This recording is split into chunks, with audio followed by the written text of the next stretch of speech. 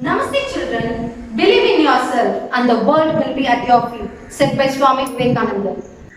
So we already know our lesson name is Citizens and Citizenship. Today we are going to see about single citizenship and overseas citizenship of India. So before we enter into our class, let's go for a small recall. In the previous class we learned about laws of citizenship.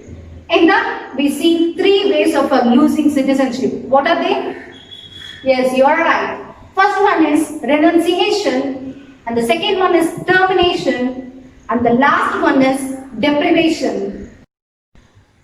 Do you know, children, nationality is the status of belonging to a particular nation by origin, but basically it's an ethnic and racial concept. Nationality of a person cannot be changed. Citizenship is granted to an individual by the government of the country when he or she complies with the legal formalities. Citizenship can be changed. Let's see what is meant by single citizenship. Our constitution provides for only single citizenship, that is the Indian citizenship. Federal states like USA and Switzerland has dual citizenship, that is in national citizenship and the state citizenship. In India, all citizens irrespective of state in which they are born or reside enjoy the same political and civil rights of citizenship all over the country. Next we are going to see about overseas citizenship of India. Let's see what are they. NRI, PIO and OCI. First we are going to see about NRI. Who is NRI?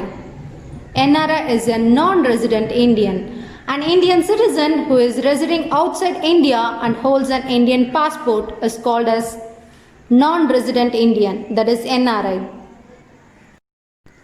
Next, we are going to see about PIO. Who is PIO? PIO is a person of Indian origin. A person whose any ancestor was an Indian national who is presently holding another country's citizenship. Other than Pakistan, Bangladesh, Sri Lanka, Bhutan, Afghanistan, China and Nepal. The PIO scheme was rescinded with effect from 9th January 2015. Next we are going to see about OCI. Who is OCI?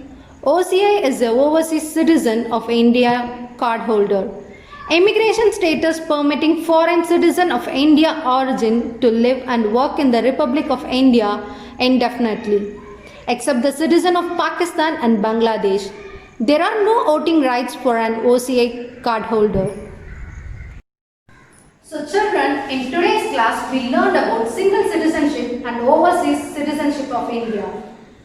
So today's class is over. Thank you children.